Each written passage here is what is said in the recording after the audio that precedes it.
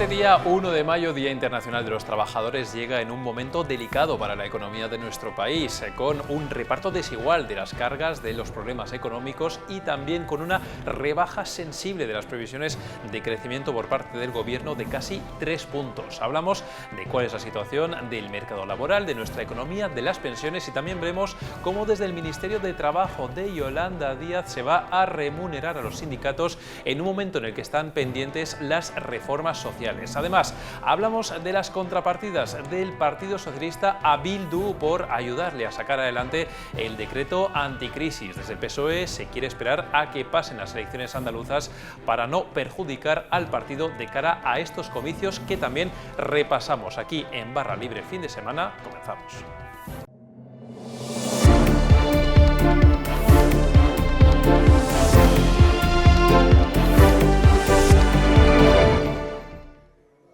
Y comenzamos ya esta edición de Barra Libre de este día 1 de mayo, de este Día del Trabajo. Queremos hablar en este programa de eso, de trabajo, de empleo, también de pensiones y de los últimos datos económicos que hemos conocido en los últimos días. Y quién mejor que, como cada domingo, el redactor jefe de Economía de Voz Populi, Juan Delgado. ¿Qué tal? ¿Cómo estás? ¿Qué tal? Muy buenas. Hoy acompañados, muy bien acompañados por Mercedes Serrayer, también de la sección de Economía. Mercedes, ¿qué tal? Hola, ¿qué tal? A ver, Juan, voy a empezar contigo. Estamos en el Día del Trabajo y nos hemos leído tu columna que publicas todos los domingos y nos ha llamado mucho la atención, que hablas del Día del Trabajo, pero para el trabajador sobre todo público, porque para el privado ya es verdad que estamos en dos divisiones con respecto al momento que pasa. Bueno, es el Día del Trabajo, un día de fiesta, ¿no?, histórico, pero lo cierto es que hay millones de trabajadores que no están precisamente para fiestas en este momento, con la que está cayendo, y hay que establecer una clara distinción entre la gente que trabaja en el sector público y en el privado, en el sentido de que quien realmente está sufriendo la factura de la doble crisis, la crisis de la pandemia en primer lugar y de la guerra después, son los trabajadores y las empresas del sector privado. ¿Por qué? Por varias razones: por los recortes de plantilla que llevan sufriendo, por la caída de los beneficios o por la caída o la congelación de los sueldos. ¿Qué ha ocurrido mientras tanto en el sector público? Es cierto que vienen sufriendo desde hace una temporada una pérdida de poder adquisitivo, porque los sueldos no se están revalorizando acordes con la inflación. Sin embargo, se han beneficiado de una ampliación enorme, gigantesca, de las plantillas, ¿no?, del número de trabajadores. Esta tendencia se ha acentuado particularmente desde que está Pedro Sánchez en el Gobierno, y lo demuestran los datos de línea. Te aporto uno: desde que llegó Pedro Sánchez, el número de trabajadores en el sector público se ha incrementado en torno a un 11% frente al 3% en el caso del sector privado. Todo esto lleva a preguntarnos o a abrir ese debate de quién tiene que soportar la factura de las crisis, es decir, solamente quienes se dedican a la actividad privada, o también deberían arrimar el hombro de alguna manera el sector público, quienes tienen un puesto para toda la vida, como son los funcionarios, y por supuesto los pensionistas, ¿no?, que están en el centro del debate últimamente por la indexación de su salario, de su pensión al IPC. Me hablas de quién va a pagar las facturas de la crisis. Para hacer frente a ello hace falta también una serie de reformas, y esto me lleva a una de las noticias que estamos publicando hoy en Voz Populi, que publica Mercedes Serrayer, sobre las reformas y este Día del Trabajo, en el que siempre son protagonistas también pues los sindicatos. Estás contando, Mercedes, que desde el Ministerio de Yolanda Díaz se empuja esa financiación a los sindicatos para que puedan ser todavía más protagonistas de esas reformas sociales que se deben llevar a cabo. ¿Qué es exactamente lo que estás contando hoy? Sí, el Ministerio está preparando una ley que se llama de participación institucional. Es una ley que los sindicatos, los agentes sociales, o sea, se dirige a sindicatos y patronal, pero los grandes instigadores, los grandes interesados, lo admiten ellos mismos, son los sindicatos. Y entonces, en algunas comunidades autónomas hay algún desarrollo regional en este sentido, pero no había estatal, ¿no? Entonces, los sindicatos quieren así que se blinde su participación, sus competencias a la hora de negociar las reformas sociales. Últimamente hemos tenido muchas de estas, con la reforma laboral, el SMI y todo esto, pero no solo habría un blindaje de su participación, también se les da más información, se les tendrá que estar informando de leyes, de textos y ese tipo de cuestiones, sino que también, muy importante, es que se incrementaría, habría una partida en presupuestos, piden que sea en presupuestos, para retribuirles por este trabajo. Ellos dicen, bueno, estamos negociando una serie de reformas que benefician a todo el país o a todos los trabajadores, sufragados por las cuotas de nuestros afiliados, ¿no? Pues en realidad estamos ayudando a la sociedad y se nos tiene que retribuir por esto con una partida en presupuestos. Y si hablamos de los sindicatos, de los agentes sociales, de la patronal, Juan, también otra noticia que también hemos tenido esta semana, este sábado en Voz Populi, es un poco esa presión en cuanto al empleo también para, digamos, que se aumenten las retribuciones de los trabajadores, esas presiones para que la patronal acceda a mejorar los salarios de los trabajadores, un momento bastante delicado.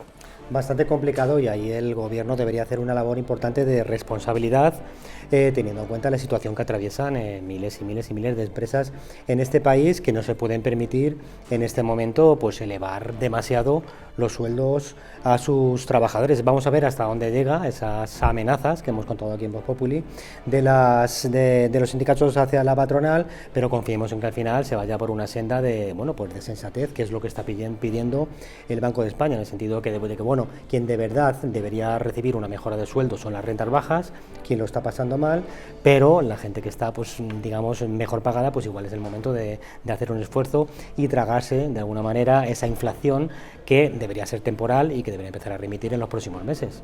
Bueno, esto en cuanto al Día del Trabajo, pero ya saben que en Barra Libre también nos gusta mucho analizar con Juan Delgado los datos económicos que hemos ido conociendo a lo largo de esta última semana, sobre todo los de este viernes, en los que hemos conocido, Juan, unos datos muy importantes con respecto al crecimiento de nuestro país y a esa senda que ya habíamos dicho 1, 2, 3, 4, 5 y 200 veces en estos últimos meses. Lo hemos comentado aquí muchas veces, esas cifras de crecimiento que proyectaba España no eran realistas. Ese 7% previsto de crecimiento, evidentemente el Gobierno ha estado obligado a rebajarlo, y a rebajarlo de forma sensible, hasta el 4,3%. Esto es uno de los datos, y otro dato es el del crecimiento del primer trimestre de solo 0,3% del PIB. Sí, lo venimos hablando aquí, ¿no?, desde hace varias semanas, ¿no?, que era increíble, bueno, hace meses quizá, era increíble que el Gobierno adaptara sus previsiones a la realidad. Ahora, por desgracia, lo que ha tenido que hacer es un ejercicio tremendo de realismo, metiéndole un tajo monumental a sus previsiones económicas. El Gobierno ha cometido dos errores. Había un error de base, que fue en su día pues lanzar unas previsiones demasiado optimistas, exageradamente optimistas, en comparación con lo que vendían otros países europeos. De alguna manera el Gobierno pues quería vender que se iba a repetir el milagro económico español, y que nosotros no solo íbamos a salir pronto de la crisis, sino que íbamos a salir con una fortaleza inmensa. Por otro lado, el segundo error pues fue no ver la realidad a tiempo, no apearse del burro y seguir insistiendo con esas previsiones, cuando el resto, la mayoría de los organismos y el resto de países vecinos iban recortando las previsiones y adaptándose a la realidad. Lo que vemos ahora es un cambio de discurso. Por un lado, el Gobierno está aplazando la salida de la crisis, la recuperación de los niveles prepandemia, y de alguna manera pues está estableciendo unas previsiones mucho más light, más suaves en los próximos años, a partir de 2024 y 2025. Y luego hay algo muy significativo, que es que el Gobierno pasa de confiar en que son los hogares, el consumo, los que van a tirar del PIB, los que nos van a empujar hacia esa recuperación. Ese motor ha dejado de funcionar. Prueba de ello son los datos del primer trimestre de este año, en el que el consumo se ha desplomado por culpa de la inflación. El motor de los hogares, según el Gobierno, debería sustituirse por la inversión de las empresas, que debería crecer, según el nuevo cuadro macroeconómico, con mucha fuerza. ¿Será así o no será así? Bueno, el tiempo tendrá que pasar y lo iremos viendo, pero del Gobierno, desde momento el Gobierno fía toda la recuperación, todo su cuadro económico, sobre todo a que las empresas empiecen a invertir con ganas. Para ello, por cierto, deberían empezar a tirar de verdad de una vez los fondos europeos, cosa que hay que poner bajo sospecha, ¿no?, teniendo en cuenta los precedentes. Claro, Juan, pero aquí venimos entonces de este cambio en la previsión económica del Gobierno, de ese 7 a ese 4,3%. No sé si se sigue pudiendo considerar robusto un crecimiento de este tamaño. En otro tiempo sí que lo habría sido, pero claro, hay que tener en cuenta la caída de la que venimos fruto de la pandemia. No hay que olvidar que España se pegó el mayor batacazo de las economías de nuestro entorno en pandemia, y que donde teníamos que ser ese país que iba a crecer más que los demás, ahora pues estamos más bien en el pelotón europeo. Con todo esto, Juan, tenemos otra pata también con respecto a la Unión Europea, que son esas reformas que hay que ir haciendo, que es ese nivel de déficit que hay que ir rebajando, esa deuda que tenemos desbocada. Las reformas con todo esto y con estos datos de crecimiento, claro, ya no es posible llevarlas a cabo tan rápido como lo que de momento todavía exige Bruselas. Bueno, evidentemente, cuanto peor será tu salud económica, más difícil te va a resultar acometer esas reformas. Es decir, no tienes margen, el déficit, bueno, pues sigue disparado en niveles muy elevados, diga lo que diga la ministra Montero, la ministra de Hacienda. Luego el Gobierno lo que afronta es cada negociación de cada reforma pues se va a convertir en un suplicio, en un auténtico suplicio. Lo vivimos en su día con la reforma laboral o con la de las pensiones y lo hemos vivido sobre todo esta semana con los esfuerzos que ha tenido que hacer el Gobierno para sacar adelante el paquete de medidas de lucha contra la crisis de la guerra. Este es uno de los síntomas de la debilidad que tiene el Gobierno, de la debilidad interna, por un lado, es decir, que es muy difícil sacar adelante cualquier tipo de reforma por las discrepancias que hay dentro del Consejo de Ministros, y sobre todo es un síntoma de la debilidad del Gobierno dentro del Parlamento, ¿no? Con sus socios parlamentarios, de alguna manera, pues cada vez que hay que sacar una negociación adelante, el Gobierno se ve expuesto a los chantajes de algunos de sus socios parlamentarios. Lo hemos vivido muy de cerca esta semana, ¿no? Con lo que ha ocurrido con Bildu y con el resto de apoyos que tiene en el Parlamento.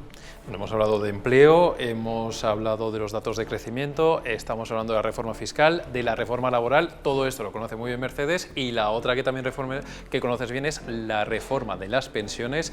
Estabas contando esta semana, a Mercedes, ese sobrecoste de hasta 10.000 millones de euros como consecuencia de la subida de las pensiones. Es un dato demoledor, sobre todo teniendo en cuenta todos estos demás datos que estamos conociendo ahora.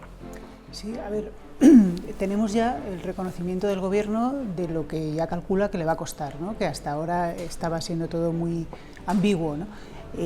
No da datos de previsión de inflación, pero sí que da un indicador que es muy parecido, que es el deflactor de consumo privado, y entonces este lo sitúa en un 6,1 este año, y entonces eso es lo que van a subir.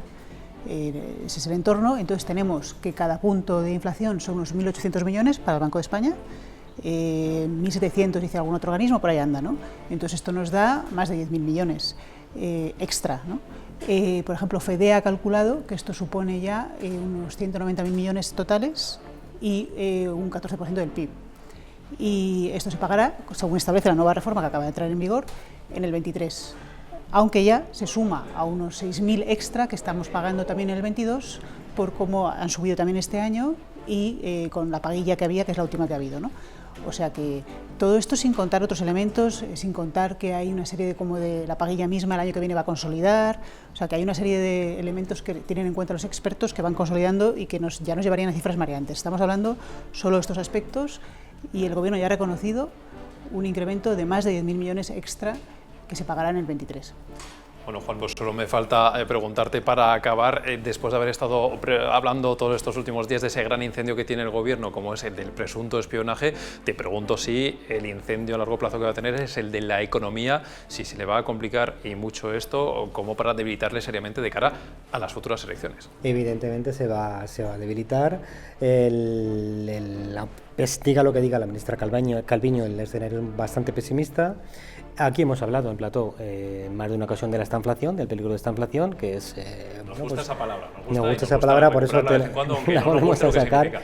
Es verdad que cuando se empezó a hablar de la amenaza de estanflación, pues se califica de agorero al que ha hablado de ese tema.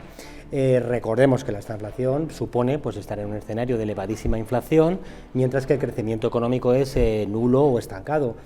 Vayamos a los datos. En el primer trimestre de este año la economía ha crecido un 0,3%, es decir, está ya al borde del crecimiento negativo. La estanflación está mucho más cerca de lo que pensamos. En principio no debería ocurrir, pero imaginemos que por lo que sea el conflicto bélico se tuerce, la economía empieza pues, a ir de mal en peor, y previsible, pues podría pasar perfectamente que el siguiente trimestre tuviéramos un crecimiento negativo y entraríamos por tanto en ese terreno de la estanflación. En el caso de España es cierto que gracias al rebote y a que, como tú decías, el batacazo al principio de la pandemia fue mayor, es cierto que es más complicado porque lo normal sería que el PIB empiece a crecer a lo largo del año, pero ojo que en otros países del entorno están al borde ya del crecimiento económico, y el ejemplo más significativo y más preocupante es el de Alemania, que está al borde ya de registrar crecimiento negativo con una inflación también elevada. Bueno, pues lo iremos viendo a lo largo de las próximas semanas, a ver cómo evoluciona la situación económica. Lo que es seguro es que este domingo nos ha quedado muy completita esta sección que siempre hacemos con el redactor jefe de Economía, con Juan Delgado. Muchísimas gracias, Juan. Muchas gracias a vosotros. Y Mercedes Serrayer, compañera de Economía, como siempre, muchísimas gracias por la información. A vosotros. Bueno, y seguimos en esta edición de Barra Libre de este día 1 de mayo y queremos hablar ahora pues, de este caso que está ahora mismo en boca de todos, que es el presunto espionaje a independentistas catalanes. Esto, ya lo recordarán, esta semana le ha jugado una mala pasada y unos cuantos sudores al gobierno, que ha sacado como ha podido y a última hora ese decreto anticrisis gracias a los apoyos en el Congreso de Bildu. Y claro, ahora cabe preguntarse, Javier Portillo, ¿qué tal? ¿Qué tal? ¿Qué es lo que va a pasar con las contrapartidas del gobierno a Bildu? Porque aquí sabemos que nada se regala, y lo que estás publicando hoy, Javier, es que de momento los va a retrasar, el Partido Socialista va a retrasar esas contrapartidas más allá por lo menos de las elecciones andaluzas, donde también tiene un panorama complicado. Sí, así es. Lo cierto es que, bueno, fuentes conocedoras de las negociaciones del gobierno con el resto de grupos, aunque negoció el PSOE, pero Podemos y sus aliados independentistas han estado muy conectados, comentaban que, bueno, que la contrapartida, ¿no? Lo que conseguirá Bildu apoyando este decreto es obligar y forzar al PSOE a ir hasta el final para esclarecer lo que ha ocurrido con el supuesto espionaje de Pegasus, ¿no?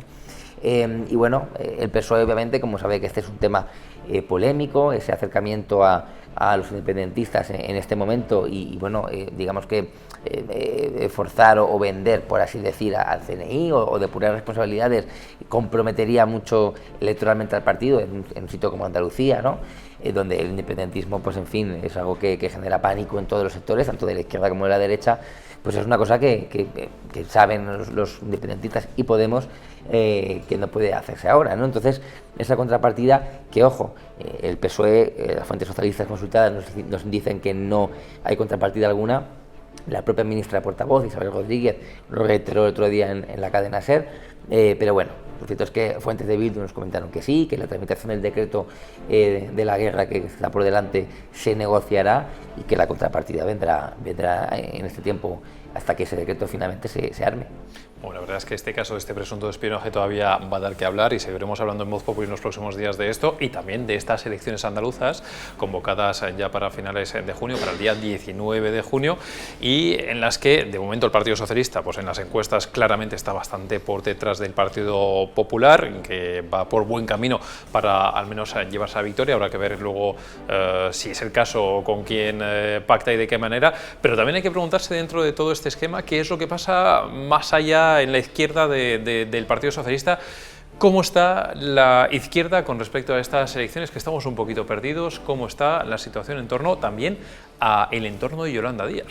Bueno, pues en estos momentos todos los grupos de la izquierda, que no son pocos, son 6 los que están negociando un frente amplio, ¿no? De momento está el acuerdo a punto de caramelo, ¿no? Por así decirlo. Ya es verdad que se ha cerrado el nombre de la marca. Finalmente, fuentes conocedoras de las negociaciones nos confirman que el nombre será Por Andalucía. Ese será lo que se encuentren los andaluces en el 19 de junio en las elecciones, en las papeletas. Y bueno, es verdad que se ha avanzado en la marca, que no está todavía formalizada en el registro de coaliciones del Ministerio, pero que está ya palabrado que va a ser así y no va a haber cambios. El problema sigue siendo el candidato, ¿no? Las perspectivas electorales de la plataforma de la izquierda y al sur son bastante malas. Hay una encuesta que publicaba el Confidencial que les daba entre 7 y 8 escaños, una perspectiva bastante baja. Y bueno, básicamente en estos momentos el rostro que se dará ese batacazo, ¿no? Que es el candidato, pues es lo que falta por cerrarse, ¿no? Claro, Yolanda Díaz viajó a Sevilla a principios de marzo. Allí se encontró con los partidos que están en este momento discutiendo la coalición y bueno, pues los partidos preguntaron, ¿no? Sondearon la opinión de Yolanda Díaz, a la que consideran todo un referente, porque ella pretende hacer lo mismo a nivel nacional y aparte es la líder política de la izquierda mejor valorada, etcétera, etcétera. Pues le preguntaron por cuáles eran un poco las líneas por las que tenían que tirar, ¿no? A la hora de formar este frente amplio, ¿no? Que sería el primer proyecto de unidad de la izquierda desde la ruptura dramática de Podemos. Y bueno, por lo que comentó Yolanda Díaz era, bueno, pues que a su juicio, ¿no? A su entender, ella no impuso nada, pero en su opinión lo que debería haber era una marca que no tuviera nada que ver con ninguno de los partidos, que en este caso ocurre, que es Por Andalucía, y un candidato independiente. Y ese es el que no acaba de llegar, ¿no? Pero bueno, Yolanda Díaz reitera, ¿no? que ella no se mete en lo que ocurre en Andalucía, eso lo tienen que solventar los partidos, ella no impone nada, pero es verdad que está siguiendo muy de cerca lo que está ocurriendo allí. De hecho, tanto en Podemos como en el resto de partidos de la izquierda barruntan que la participación de Yolanda en la campaña va a ser mucho mayor que la que tuvo en Castilla y León, ¿no? Pues Javier, te digo una cosa, tampoco les queda mucho tiempo para pensárselo porque parece que todavía falta mucho, pero en verdad para las elecciones andaluzas solo 1 mes y medio. Iremos contando qué es lo que pasa con respecto a estos comicios en las próximas semanas. Javier Portillo, muchísimas gracias. Gracias a ti, Alberto. Y quédate con nosotros para ver esta despedida, para poner un poquito de colorido a este día 1 de mayo. Vamos a retroceder unos días para ver qué es lo que pasó en el primer foro gastronómico de Gentleman con las mejores imágenes. Despedimos esta edición de Barra Libre y nosotros regresaremos el martes con más contenidos. Hasta pronto.